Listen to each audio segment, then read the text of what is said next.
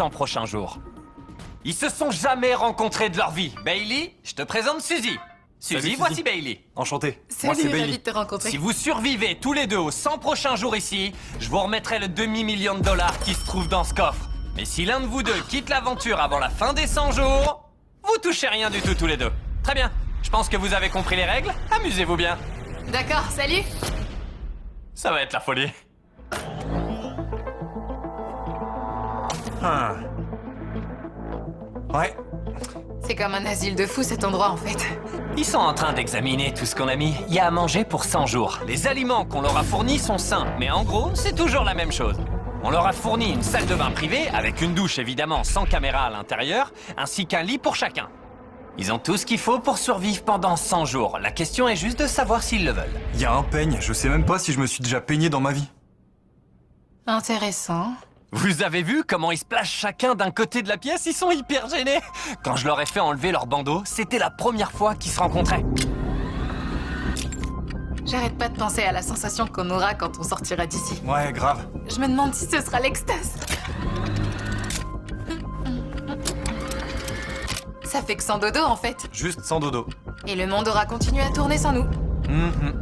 En fait, c'est surtout ça qui me fait peur, je crois. Le plus intéressant dans cette expérience, c'est que dans cette pièce, on n'a absolument aucune idée du jour ou de l'heure qu'il est. Et déjà, dès la toute première nuit, Suzy et Bailey ont fait l'erreur fatidique de ne dormir que 2 heures. Ce qui signifie qu'ils ont commencé leur deuxième journée à 2h37 du matin. Je vais juste faire comme si c'était la nouvelle normalité. Tu veux manger quoi? Plutôt bœuf ou poulet? Poulet. Du poulet, ça me paraît bien. Joli ce plat au poulet. C'est bon? Comme vous pouvez le constater, vivre dans un cube blanc est plutôt ennuyeux. En plus de manger toujours la même chose, le temps passé dans cette pièce se résume à 2 choses. Essayer de se protéger des lumières intenses Les lumières sont tellement fortes qu'on doit trouver des astuces et fabriquer des trucs pour se protéger. et tenter désespérément de se divertir. Par exemple, le 4e jour, ils ont utilisé le papier de leur carnet pour fabriquer un jeu de cartes. Ils fabriquent quoi? Des cartes? Je viens de terminer mon jeu de cartes. Je pense qu'elles sont pas mal. Ça avait l'air franchement plutôt sympa. Alors je me suis fait un siège à 30 000 $ et j'ai joué avec eux.